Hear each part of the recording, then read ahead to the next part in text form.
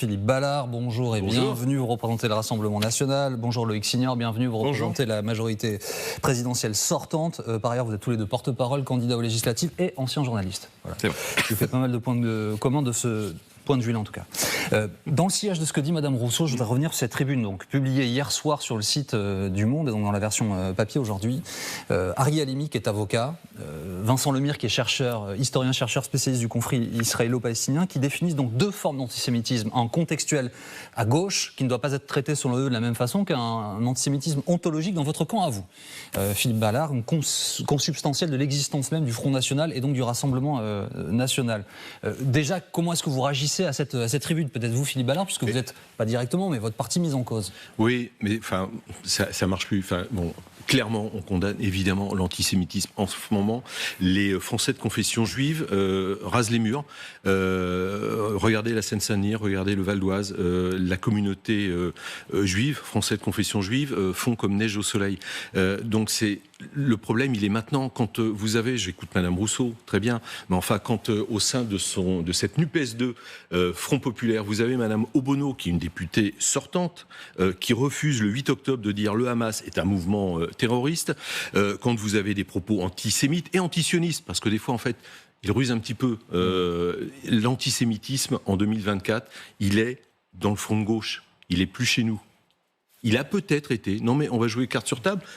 Il a peut-être été ou il a été? Non, mais parce que M. Le Pen, par exemple, a été condamné par la justice. Il y a eu des propos, bah oui, 7 fois. Donc voilà, ça pose un peu le cadre. Mais pourquoi vous dites peut-être alors? Bah, quand vous êtes condamné 7 fois, je pense que voilà, pour des propos, on a une idée un peu assez précise. L'antisémitisme, en 2024, il est au fond de gauche et il doit être combattu de toutes nos forces. Alors, par la justice, genre dès qu'il y a un propos antisémite condamné, fermeté, et puis dans les urnes, tous les gens qui tiennent des propos antisémites actuellement doivent être renvoyés chez eux, dans les cordes, dans quelques jours. Bon, déjà, sur cette tribune, elle est extrêmement choquante. Il n'y a pas de hiérarchie à faire quand il s'agit d'antisémitisme. Il n'y a qu'un antisémitisme et il est à combattre de toutes nos forces et par toutes les personnalités responsables et républicaines. Ensuite, l'antisémitisme, il est, selon Jean-Philippe Tanguy, au Rassemblement National, encore, et malheureusement ce mot est à la mode, résiduel. C'est pas moi qui le dis, c'est Jean-Philippe Tanguy. Preuve qu'il existe encore, et qu'il subsiste encore, de l'antisémitisme au Rassemblement National. Résiduel, je dis que ce mot est à la mode parce qu'il a été aussi employé par Jean-Luc Mélenchon pour dire qu'en France, l'antisémitisme est, selon lui, résiduel. Ce qui fait de ces propos, selon moi, des propos antisémites. Parce qu'on ne peut pas dire, après 1000% d'explosion des cas antisémites depuis le 7 octobre, que l'antisémitisme en France est résiduel. J'entendais Caroline Fourest hier sur votre plateau, qui disait quoi? Qu'autour de Marine Le Pen, dissimulés, bien cachés, tapis dans l'ombre, il y a encore des gudards, des membres du GUD, groupe Union Défense, qui sont responsables du financement du Rassemblement National. Gérald Darmanin a demandé la dissolution. Exactement. Qui finance le parti, le micro-parti de Marine Le Pen. Et qui, il y a quelques années, manifestait avec le groupe islamiste Cheikh Yassine, Alain Soral, Dieudonné, parce qu'ils avaient en point commun l'antisémitisme. Parce que ce sont des gens qui se sont fondés sur un antisémitisme, effectivement, qui remonte aux années Jean-Marie Le Pen, mais qui sont toujours présents. Encore une fois, ils ne sont pas visibles. Ils n'ont pas fait la stratégie du Rassemblement National dite de la cravate. Ils sont dans l'ombre. Et ils sont toujours à conseiller Marine Le Pen. Donc je crois, malheureusement que M. Chatillon, que M. Lousteau, que M. Péninck sont toujours dans l'ombre du Rassemblement National, et on connaît leur histoire, on connaît leur passé. Non, mais enfin voilà, ils sont plus. Alors je vais répondre directement, mais je peux vous dire que moi sur le terrain, on parle pouvoir d'achat, on parle sécurité, immigration, dette et déficit. Bon, mais je vais répondre. Non seulement ils sont plus là, mais la dissolution du GUD, on s'en félicite, mais il faut aller de l'autre côté aussi. Hein. Les groupes d'ultra gauche, comme on dit. J'ai d'ailleurs une pensée, moi, pour notre candidat aux élections législatives dans la Loire, Hervé Breuil, qui a été attaqué, qui est hospitalisé par des groupuscules d'extrême gauche qui sont sans aucun doute liés au Front Populaire, LFI ou le NPA. D'ailleurs, il y a un candidat qui est fiché S, qui est connu sous 7 identités différentes, qui fait partie de la Jeune Garde, mouvement Antifa, qui se présente aux élections investies par le Front Populaire. Lui-même ne le savait pas, ni son parti, qui était fiché S, puisque par définition, les gens qui le sont ne le savent pas. Oui, mais on connaît ses agissements et sa façon de Alors, je voudrais vous faire écouter à tous les deux Alain Finkielkraut. Il est académicien, il est philosophe, il était l'invité d'LCI hier soir. Voilà ce qu'il dit en cas de second tour entre la France Insoumise, dit-il, mais le nouveau Front Populaire, et le Rassemblement National. Oui, si par exemple, demain, je devais choisir entre Émeric Caron ou Thomas Porte ou David Guiraud d'un côté et Louis Alliot de l'autre, je choisirais Louis Alliot parce que le communautariste, l'antisémite, l'anti-laïque et l'anti-républicain, ce n'est pas lui. Et vous, monsieur Signor ? Moi, je ne me pose pas la question, parce que je suis engagé dans cette campagne, et c'est une campagne de premier tour, où je compte bien faire en sorte de participer au second tour, et d'affronter le candidat qui sera face à moi. Donc je ne pense pas que ce soit mon rôle de me prononcer sur un éventuel second tour entre la France Insoumise et le Rassemblement National. Ça, j'entends, c'est une réponse qu'on appelle politique, oui. Et j'allais dire pratique. Et ça sera ma réponse, parce que je ne vais pas me projeter. Ça voudrait dire que je m'enferme dans un scénario où je ne suis pas au second tour. Non, ça veut dire que c'est une possibilité sur laquelle vous refusez de vous exprimer. Dans une semaine. Mais pourquoi ? Parce que c'est dérangeant pour vous d'avoir faire un arbitrage entre les deux ? C'est simplement que je ne veux pas que le débat politique de cette campagne se résume entre la peste et le choléra.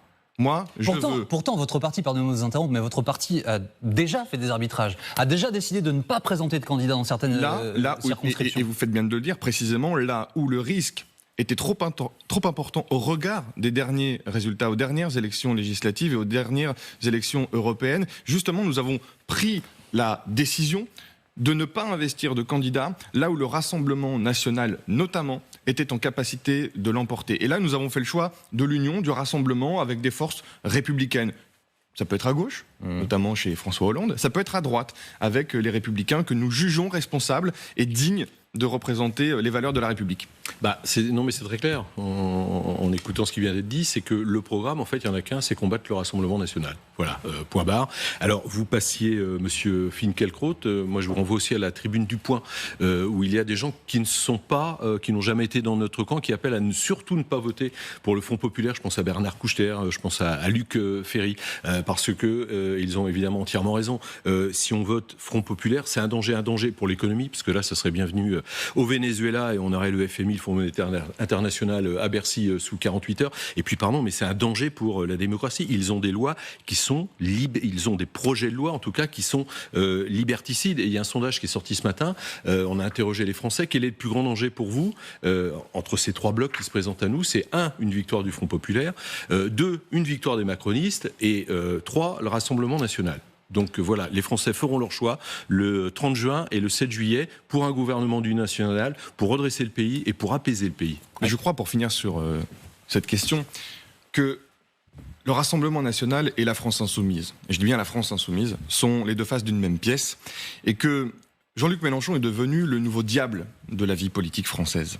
Moi, je suis à peu près certain que Jean-Luc Mélenchon est en incapacité de gouverner le pays et qu'il ne le souhaite pas. En revanche, il est la courroie de transmission des idées du Rassemblement National. Parce que ce qui s'est passé pendant 2 ans, la bordélisation, comme on l'a appelé à l'Assemblée nationale, le chaos, la division, la haine, profite au Rassemblement National qui, dans le même temps, avance masqué, avance dissimulé, avec cette stratégie de normalisation, de dédiabolisation.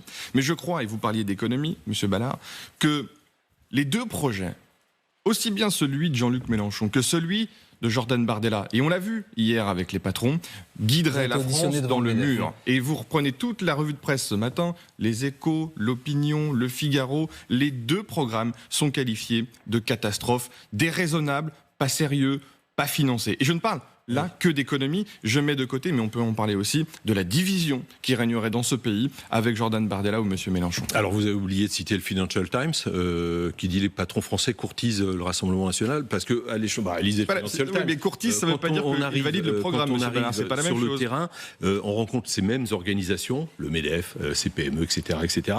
Mais au niveau local, je vais vous dire, c'est pas du tout le même discours. Au contraire. un, c'est un très bon accueil, et deux, il partage beaucoup de nos solutions. Alors moi je veux bien, mais quand vous disiez c'est Mélenchon qui a facilité l'accession, mais je vais répondre sur le fond. J'ai hâte d'y venir même. Au Rassemblement national, c'est simplement votre politique qui favorise le vote en fonction du Rassemblement national, et ça se double effectivement d'une crainte de voir la NUPES version 2 arriver au pouvoir. J'ai une question précise. Économie, parce que vous inquiétez pas. J'ai une question précise pour vous. Est-ce que Jordan Bardella veut vraiment gouverner ? Ah ben oui.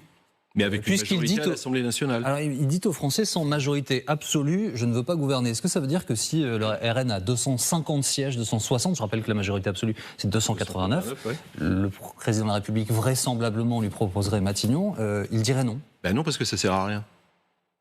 Là, on vient de vivre 2 ans avec une majorité relative. Oui. D'accord. On a vu ce que ça donnait. 50 lois.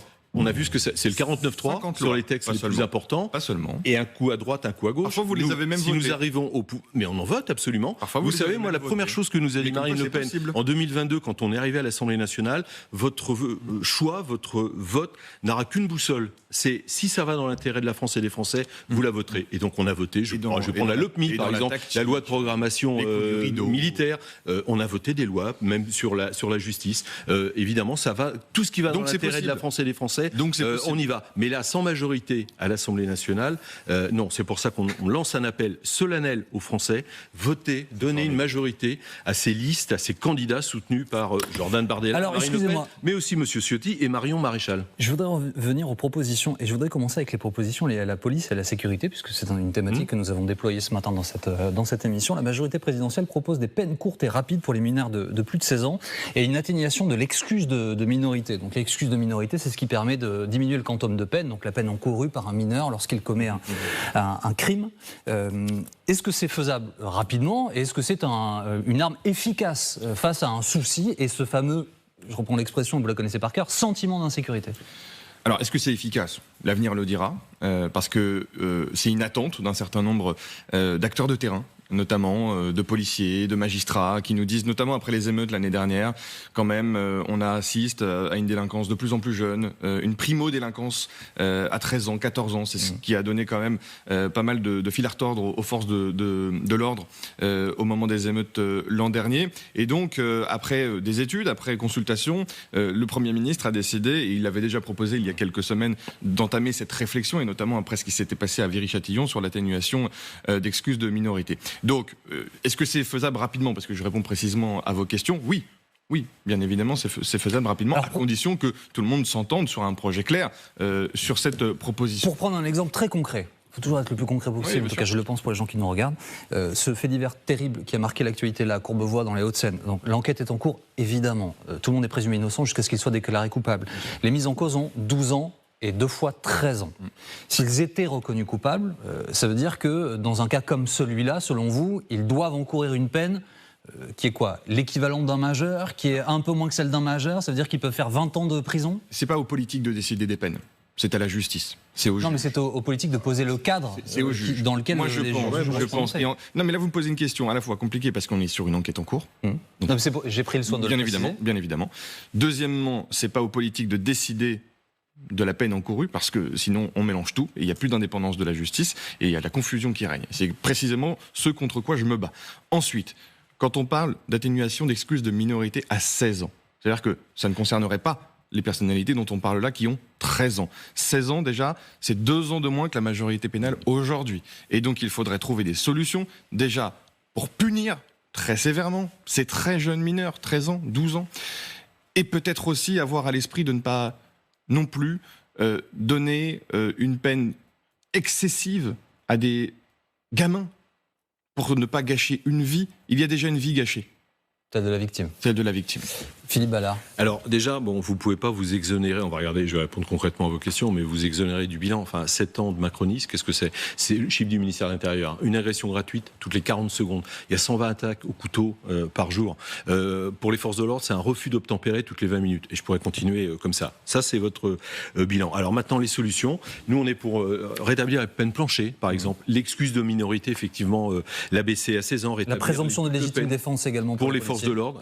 On va réarmer, mais réarmer moralement nos forces de l'ordre, et elles en ont effectivement bien besoin. Supprimer les allocations familiales pour les mineurs récidivistes, je dis bien. Donc il y a une palette de mesures à prendre, à mettre en place fermement, parce que le laxisme, pardon, mais on nous dit toujours le laxisme. Alors il y a des juges, des magistrats qui ne sont pas laxistes, mais vous en avez certains. Enfin, quand on arrive au syndicat de la magistrature, bon courage, on est dans la culture de l'excuse. Donc tout ça, cette palette de mesures permettra de mettre fin à ce laxisme. Quand vous êtes condamné, est-ce que vous êtes certain que aux Pays-Bas, quand vous êtes condamné à ne serait-ce qu'une semaine de prison, oui, quand vous êtes regardez, parce que non, là vous abordez un sujet qui est différent. Pardon de vous interrompre, mais vous parlez d'incarcération. Oui, absolument. C'est ce qui intervient une fois la peine prononcée. Là, les propositions que vous faites à l'instant dans votre programme, on ne parle pas d'incarcération. Donc vous dites aux Pays-Bas, on va en prison, la peine est effectuée, mais en France, il y a une surpopulation carcérale. Donc ça veut dire que comment vous réglez ça? Il y a plusieurs choses. Déjà,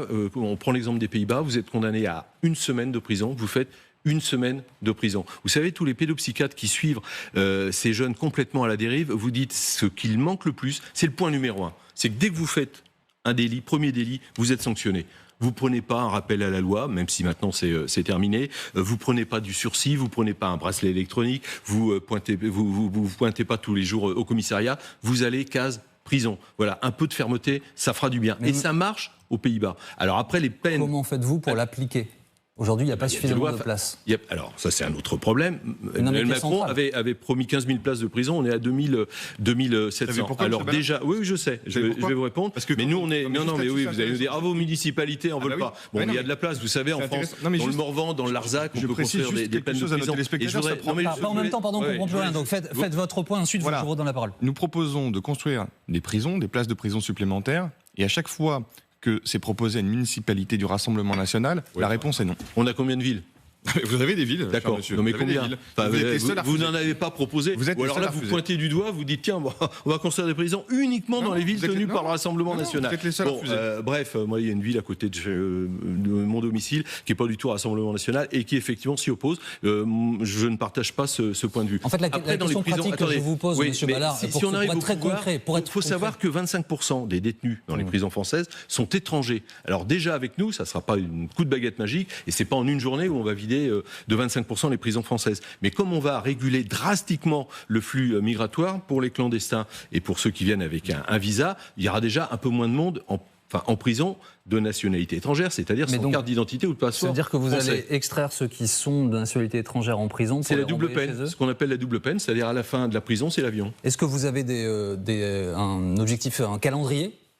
Des chiffres ? Le calendrier, Jordan Bardella l'a rappelé hier, il y a les mesures d'urgence qui seront prises dans le collectif budgétaire dès le mois de juillet, qui concernent le pouvoir d'achat, la sécurité, l'immigration. Ensuite, il y a cet audit, et puis viendra le temps des mesures structurelles, parce qu'on se réfère souvent au programme de Marine Le Pen de 2022. Mais c'était un programme présidentiel, donc sur 5 ans. Mais c'est sur 5 ans. Là, c'est un problème législatif, ça vous a pas échappé qu'Emmanuel Macron est toujours à l'Élysée. Donc on n'a pas les clés du camion, si vous voulez. Formidable. En fait... Déjà, Jordan Bardella, il veut une petite lumière dans les couloirs de Matignon pour s'y installer, sinon il a peur. Si Jordan Bardella arrive à Matignon, pardon, mais il appliquera le programme de Marine Le Pen en 2022. Qu'est-ce qui change entre un programme présidentiel et un programme législatif, si ce n'est l'avenir déjà, il y a 300 milliards de dettes supplémentaires. Monsieur Ballard, je vous ai laissé parler une bonne dizaine de minutes. Je vais essayer de m'exprimer. Pas une dizaine de minutes. En ressenti, ça faisait ça. Ça, c'est votre opinion. Voilà. Et par ailleurs, permettez-moi de revenir sur la grande confusion, parce qu'on passe quand même des peines pour les mineurs à l'immigration dans les prisons avec des solutions... vous faites un lien entre les deux. Hein. Ah ben si... Alors même M. Dupond-Moretti a fait le lien, s'il vous plaît, monsieur lors de la soirée des Européennes, M. Dupond-Moretti a établi un lien entre immigration et sécurité. Allez-y, monsieur. Il faut connaître vos classiques quand même. Monsieur Ballard, je ne vous dis pas que ce qu'a dit Dupond-Moretti n'est pas vrai. Je vous dis simplement que quand on passe sur d'un thème aussi sérieux que les peines des mineurs... Mais c'est sérieux. Et que vous balayez le sujet en 5 secondes pour arriver aux prisons, aux peines de place de prison, aux immigrés. C'est n'importe quoi, c'est la grande confusion. Et c'est exactement la raison pour laquelle Jordan Bardella remet tout à un second temps. Non, parce que il n'arrive... Laissez-moi parler, monsieur Ballard. Il n'arrive pas à... C'est des fake news, alors je suis pas obligé. Allez-y, s'il vous plaît. Il n'arrive pas à assumer son projet, à présenter un programme de clarté que les Français peuvent décemment accepté parce qu'il sait très bien que dès lors que ces élections législatives seront terminées, il ne pourra pas l'appliquer. Et c'est pour ça que vous mélangez tout, que vous êtes les tenants d'une grande confusion. Si on n'a pas de majorité, on ne peut pas l'appliquer. D'une grande confusion, monsieur Ballard. Parce que moi, je vous ai entendu pendant des mois sur les plateaux de télévision me dire sur à peu près tous les sujets, avec nous, demain, c'est extrêmement simple sur la sécurité, sur la justice, sur l'économie, sur l'immigration, sur la santé, sur le pouvoir d'achat. Depuis une semaine, j'entends quoi ? Attention, d'abord nous allons faire un audit. Très bien, ça s'appelle la Cour des comptes. Merci pour eux. Non, pas du tout. Le Conseil des finances publiques qui refuse de valider les comptes de la sécurité sociale parce que la trajectoire est insincère. Donc, nous allons reporter à 2025 les mesures sur l'économie et le pouvoir d'achat. Nous allons reporter à 2025 les mesures sur l'immigration. Moi, c'est ce que j'entends depuis. Mais dites pas. Alors, justement, excusez-moi, parce qu'on ne comprend plus rien. Monsieur Signor, s'il vous plaît. Monsieur Ballard, on va être très concret, il nous reste 5 minutes. Si vos camps l'emportent, avec une majorité absolue, c'est le scénario que je vous propose. Qu'est-ce qui change en termes de pouvoir d'achat pour les Français le 8 juillet ? Peut-être pas le 8, mais vous m'avez compris. Le lendemain de cette, et une fois la composition du gouvernement annoncée, qu'est-ce qui change concrètement, monsieur Signor ? Moi, je vais vous dire, je ne vais pas faire de fausses promesses aux Françaises et aux Français. Voilà. S'il vous plaît, monsieur Ballard, votre tour arrive. C'est insupportable, en fait, votre. Allez-y. Oui, allez-y. Moi, je ne vais pas faire de fausses promesses aux Français. L'essence, le prix ne va pas baisser. Parce que c'est structurel aujourd'hui, l'essence est chère et elle sera chère demain. Donc nous proposons 100 000 voitures électriques en leasing pour les classes moyennes et la production surtout chez nous, sur notre sol, de batteries électriques pour construire des voitures françaises électriques abordables. C'est la Renault 5 qui va ressortir des usines dès le mois de septembre. C'est ce que est en train de mettre en place Peugeot, Citroën, etc. Nous allons dire aussi aux Français que grâce à nos efforts sur le marché européen de l'énergie, la facture d'électricité va baisser de 15% avant janvier 2025. C'est la relance de la filière nucléaire. Le PR de Flamanville vient d'être inauguré par Emmanuel Macron. Ça change quoi pour les Français ? C'est une énergie propre, décarbonée et pas chère, abordable. Et grâce à la réforme menée par le gouvernement français du marché européen de l'énergie, les tarifs vont baisser en France grâce à notre énergie nucléaire, là où elle a été terriblement impactée à cause des amis de Madame Le Pen et de Monsieur Bardella, avec la guerre en Ukraine. C'est incroyable d'entendre ça, quoi. Écoutez, Monsieur Ballard, je vous ai laissé terminer. S'il vous plaît. Ne perdons pas de temps avec ça, s'il vous plaît. Donc, voilà pour l'électricité. Voilà pour la transition environnementale, parce que le climat, pour nous, c'est de l'emploi et c'est du pouvoir d'achat. Et nous allons continuer à réformer la France. Réformer la France pour dégager des recettes, avoir moins de dépenses publiques et essayer de sortir des crises qui ont fortement impacté le quotidien des Français, que ce soit le Covid ou la guerre en Ukraine, où nous avons protégé avec le bouclier tarifaire, nous avons protégé avec le quoi qu'il en coûte, et nous avons essayé de remettre les gens en emploi avec 2 millions d'emplois supplémentaires. Si vous avez la majorité absolue le 8 juillet en termes de pouvoir d'achat, concrètement au quotidien, ça change quoi pour les Français ? Pour info, le 1er juillet, hausse du gaz, plus 10%. Hein. Ça tombe bien, c'est entre les deux tours. Concrètement, Jordan Bardella l'a encore rappelé hier, on baisse la TVA sur l'énergie de 20 à 5,5%. C'est-à-dire l'essence, le gasoil, l'électricité et le gaz. 10 milliards. Après, vous allez... Des impôts. Vous vous plaignez que je vous coupe. Après, Jordan Bardella l'a dit, il va aller à Bruxelles pour renégocier ce mécanisme, mais complètement fou, de fixation des prix de l'énergie. On ne sort pas du marché européen de l'énergie, comme essaye de le faire croire la Macronie. On sort de ce mécanisme qui est basé sur le prix du gaz. On a du nucléaire. Pardon, Fessenheim, qui est-ce qui l'a fermé ? C'est pas Emmanuel Macron. Les écolos avec qui vous appuyez, sur qui vous appuyez à l'Assemblée nationale, le nucléaire, ils ne veulent pas en entendre parler. Nous, on est à fond pour le nucléaire.